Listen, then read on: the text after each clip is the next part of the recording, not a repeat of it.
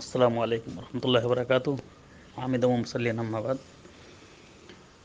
قال اللہ تعالی فی کلامہ المجید ان اللہ یأمرکم ان تؤدوا الامانات الی اہلها واذا حکمتم بین الناس ان تحکموا بالعدل ان اللہ نعم ما یعظکم به ان اللہ کان سمیعا بصیرا۔ اللہ تعالی حکم دیتا ہے مومنوں کو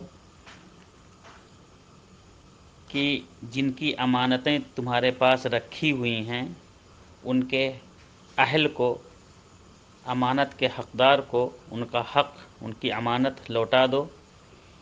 وَإِذَا حَكَمْتُمْ، اور جب تم فیصلہ کرو لوگوں کے درمیان، جب تمہیں حاکم یا فیصل مانا جائے، فیصلہ کرنے والا بنایا جائے، ان تحکموا بالعدل، تو تم عدل و انصاف کے ساتھ فیصلہ کرو۔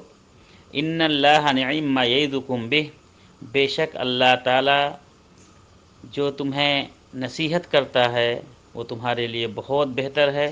ان اللہ کان سمیعا بصیرا، اور یقیناً اللہ رب العالمین سننے والا اور دیکھنے والا ہے۔ یہ سورہ نساء کی آیت نمبر 58 ہے۔ السلام علیکم۔